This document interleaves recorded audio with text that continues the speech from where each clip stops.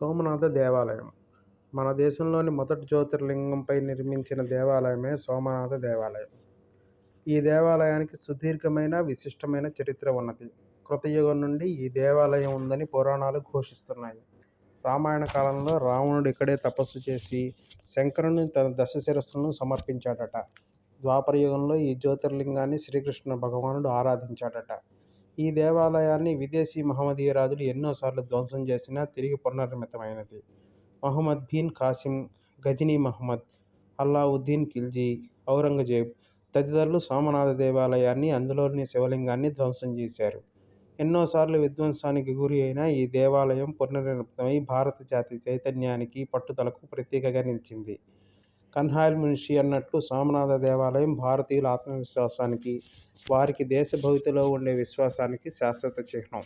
భారతీయులందరికీ అత్యంత ప్రీతిపాత్రమైన దేవాలయాల్లో సోమనాథ దేవాలయం ఒకటి. గజనీ మహమ్మద్ వెంట ఉన్న రచయిత అల్ బెరూని మహమ్మదీయులకు మక్కా ఎంత పవిత్రమైందో భారతీయులకు సోమనాథ దేవాలయం అంత పవిత్రమైందని కొనియాడారు. 1947లో మన భారతదేశం స్వతంత్ర దేశంగా అవతరించే నాటికి సోమనాథ ఆలయం పూర్వ వైభవాన్ని కోల్పోయి శిథిలాల కింద కేంద్రంగా మిగిలిపోయింది. ఈ దురావస్థ నుండి దేవాలయాన్ని దూరం చేసి ఆ క్షేత్రానికి పూర్వ వైభవాన్ని సంతరింపజేయడానికి కృషి ప్రారంభమైంది. ఆ కార్యక్రమంలో ఆనాటి కేంద్ర ప్రభుత్వంలో ఉప ప్రధాని అయిన సర్దార్ వల్లభాయ్ పటేల్, కేంద్ర మంత్రివర్గంలో ఆయన అనుచరుడు మున్షి ముఖ్య పాత్ర వహించారు. 1950 మే 10వ తేదీన సోమనాథ దేవాలయం పునర్నిర్మాణం ప్రారంభమైంది. దేశంలోని కొంతమంది నాయకులు దేవాలయ శిథిలాలను మ్యూజియంలో భద్రపరచాలని, ఆ శిథిలాలను భద్రపరిచే బాధ్యత పురావస్తు శాఖకు అప్పగించాలని సూచించారు. ప్రజల పట్టుదలతో, ప్రభుత్వ సహకారంతో దేవాలయం పునర్నిర్మాణం పూర్తయింది. 1951 మే 11వ తేదీ మన దేశ ప్రథమ రాష్ట్రపతి డాక్టర్ రాజేంద్ర ప్రసాద్ కరకమలాలతో నూతన సోమనాథ దేవాలయంలోని శివలింగానికి శాస్త్రోక్తంగా ప్రాణప్రతిష్ఠ జరిగింది. దాదాపు 1000 సంవత్సరాల విధ్వంసానికి గురైన సోమనాథ దేవాలయం ప్రాచీన వైభవ పునరుద్ధరణ జరిగింది. సోమనాథ క్షేత్రానికి పూర్వ ప్రభాస క్షేత్రం అనే పేరు ఉండేది. భాస్కర తీర్థం, ఆర్క తీర్థం అనే పేర్లు కూడా ప్రాచీన కాలంలో ఈ క్షేత్రానికి ఉండేవి. సోమనాథ ప్రాశస్త్యాన్ని మత్స్య, వామన, గరుడ, శివ తదితర పురాణాల్లో కొనియాడారు. పూర్వం దక్ష ప్రజాపతి తన 27 గురుకుమార్తెలను చంద్రుడికిచ్చి వివాహం చేశాడట. ఆ కుమార్తెల పేర్లు నక్షత్రాల పేర్లు.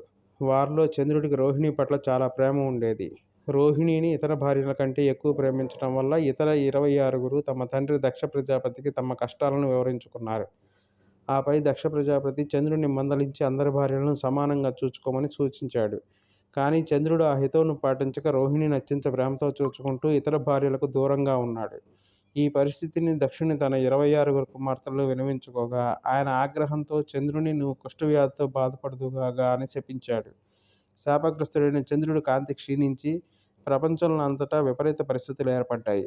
వర్షాలు పడకపోవటం, తీవ్రమైన కరువులు సంభవించటం, చాలామంది వ్యాధిగ్రస్తులు కావటం, అనేక అకాల మరణాలు కలగటం వంటి పరిస్థితులు ఏర్పడ్డాయి. ఆ తీవ్ర పరిణామాల నుండి తమను కాపాడాలని ఋషులు, దేవతలు బ్రహ్మదేవుని మొరపెట్టుకున్నారట. అందుకు బ్రహ్మదేవుడు చంద్రుడు పవిత్రమైన ప్రభాస తీర్థానికి వెళ్ళి అక్కడ తీవ్రమైన ధ్యానాన్ని చేస్తే శివుడు చంద్రునికి శాప విముక్తి చేస్తాడని తెలిపాడు. అప్పుడు చంద్రుడు ప్రభాస క్షేత్రానికి వెళ్ళి అక్కడ త్రయంబక మంత్రం జపిస్తూ ఘోరమైన తపస్సు చేశాడు.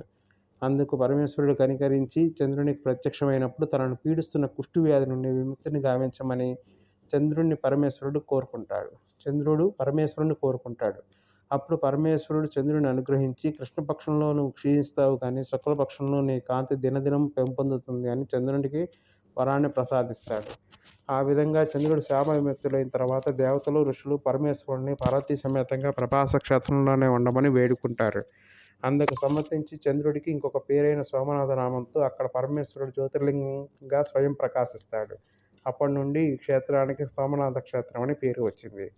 కృతయుగంలో ఈ దేవాలయం బంగారు దేవాలయంగా ఉండేదని, త్రేతాయుగంలో రావణాసురుడు దీన్ని వెండితో నిర్మించాడని, ద్వాపర యుగంలో భగవానుడు ఈ దేవాలయాన్ని చెక్కతో కట్టించాడని అంటారు. కలియుగంలో అనేక దండయాత్రలకు గురి కావటం, తిరిగి పునర్నిర్మించడం గురించి ఇంతకు ముందే చదివారు. సోమనాథ్ ప్రస్తుత గుజరాత్ రాష్ట్రంలో సౌరాష్ట్ర ప్రాంతంలో ఉంది. సోమనాథ్కి సమీప రైల్వే స్టేషన్ వీరావల్. గుజరాత్లోని అహ్మదాబాద్, రాజ్కోట్ తదితర ముఖ్య పట్టణాల నుండి వీరావల్కు బస్సులున్నాయి. అహ్మదాబాద్ నుండి సోమనాథ్కు 416 కిలోమీటర్లు, రాజ్కోట్ నుండి 200 కిలోమీటర్లు. హైదరాబాద్ నుండి రాజ్కోట్కు రైలు ఉంది. ఇది ప్రస్తుతం వారానికి 2 రోజులు మాత్రమే నడుస్తుంది. సోమనాథ్ అరేబియా సముద్ర తీరంలో ఉంది. ద్వాదశ జ్యోతిర్లింగాలలో 2 మాత్రమే సముద్ర తీరంలో ఉన్నాయి. అవి సోమనాథ్ జ్యోతిర్లింగము, రామేశ్వర్లోని జ్యోతిర్లింగము. సముద్ర తీరంలో ఉండటం వల్ల ఇక్కడ ఎండాకాలంలో ఎండ కానీ, చలికాలంలో చలి కానీ ఎక్కువగా ఉండవు. అయితే గాలిలో తేమ ఎక్కువగా ఉండటం వల్ల ఎండాకాలంలో ఒంటికి చెమట బాగా పడుతుంది. సోమనాథ్లో ఉండటానికి సోమనాథ్ దేవాలయ కమిటీ వారికి ధర్మశాలలు ఉన్నాయి. గదుల్లో వసతులు బట్టి రోజువారీ బాడుగ చెల్లించవలసి ఉంటుంది. సోమనాథ్ దేవాలయం ఉదయం 5:30 నుండి రాత్రి 9:30 వరకు భక్తుల సందర్శనార్థం తెరిచి ఉంచుతారు. ఇక్కడ ఉదయం 7 గంటలకు, మధ్యాహ్నం 12 గంటలకు, రాత్రి 7 గంటలకు జరిగే హారతి పూజా కార్యక్రమాలు ఎక్కువ మంది భక్తులను ఆకర్షిస్తారు. 1950లో పునర్నిర్మితమైన దేవాలయం ఎంతో సుందరంగా, ప్రాచీన ఆధునిక శిల్ప కళా నిలయంగా భాసిస్తుంది. ఇక్కడ శివలింగాన్ని ఎవరూ ముట్టుకోనియరు. నూతనంగా నిర్మించిన సోమనాథ మందిరాన్ని మహామేరు అని కూడా పిలుస్తారు. ఆలయంలోనే మహిషాసురమర్దిని శిల్పం, సూర్యభగవానుని శిల్పం, బ్రహ్మ, విష్ణు, మహేశ్వర శిల్పాలు కూడా ఉన్నాయి. దేవాలయ 2, 3 అంతస్తుల్లో ప్రాచీన సోమనాథ ప్రాభవాన్ని చూపించే మనోహర దృశ్యాలు ఉన్నాయి. నూతన శివాలయానికి దగ్గరగా ప్రాచీన శివాలయం ఒకటి ఉంది. ఇది 18వ శతాబ్దంలో ఇండోర్ రాణి అహల్యాబాయిచే నిర్మించబడింది. చాలామంది భక్తులు అభిషేకాలు ఈ శివాలయంలో చేస్తారు. ఉదయం 5:30 నుండి రాత్రి 9:30 వరకు అభిషేకాలు జరుగుతూనే ఉంటాయి. పూర్వం సోమనాథ జ్యోతిర్లింగం అభిషేకానికి గంగాజలం ఉపయోగించేవారట. కాశ్మీర్ నుండి వచ్చిన పుష్పాలతో పూజలు జరిపేవారట. ఇక్కడ ఆ రోజుల్లో 300 మంది గాయకులు, 500 మంది నృత్యకారులు, 2000 మంది పురోహితులు ఉండేవారంట. ఆ రోజుల్లో దేశంలో అత్యంత సంపన్నమైన దేవాలయంగా సోమనాథ దేవాలయం ప్రసిద్ధి చెందింది. సూర్యాస్తమయ కాలంలో సముద్ర తీరంలో సోమనాథ మందిరం దగ్గరగా కూర్చొని సముద్రాన్ని, దేవాలయాన్ని వీక్షించడం ఒక దివ్యానుభూతి. ఈ పవిత్ర ప్రదేశంలో ధ్యానం చేసుకోవటం ఒక గొప్ప ఆధ్యాత్మిక అనుభవం. భక్తితో జ్యోతిర్లింగ మహిమను తలుచుకుంటూ ఇక్కడ ప్రాచీన మందిరంలో కానీ, నూతన మందిరంలో కానీ ఎంతసేపు గడిపినా కాలం నడుస్తున్నట్టు అనిపించదు.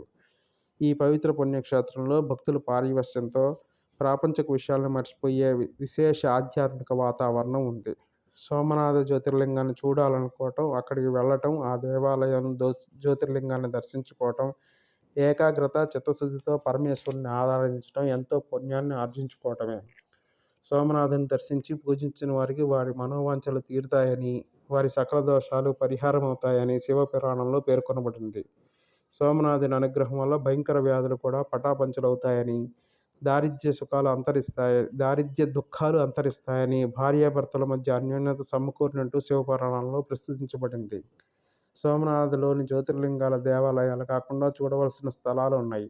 అందులో త్రివేణి సంగమం ఒకటి. సరస్వతి, కపిల, హిరణ్య నదుల కలయికే ఈ త్రివేణి సంగమం.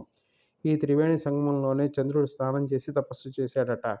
అందువల్లే ఈ త్రివేణి సంగమానికి చాలా మహిమ ఉందని, భయంకరమైన వ్యాధులు కూడా నయమవుతాయని నమ్మకం భక్తులకు ఉంది. ఇక్కడ పరశురాముడు ధ్యానం చేసిన పవిత్ర స్థలం కూడా ఉంది. సోమనాథ్లో ప్రాచీన కాల దేవాలయ అవశేషాలను, చారిత్రక వస్తువులను భద్రపరిచిన మ్యూజియం కూడా ఇక్కడ సందర్శించవలసిన ఇంకొక ప్రదేశం. ఆదిశంకరాచార్యులు స్థాపించిన శారదా మఠం. ఈ మఠంలోని ఆదిశంకర వారి చెల్చే విగ్రహం, దేవతల విగ్రహాలు, ద్వాదశ జ్యోతిర్లింగాల నమూనా ప్రదర్శన ఉన్నాయి. సోమనాథ క్షేత్రానికి వెళ్ళి అక్కడ జ్యోతిర్లింగాన్ని దర్శించి పూజించడం జీవితంలో లభించే ఒక మహద్భాగ్యంగా అందరూ భావించాలి. ధన్యవాదములు.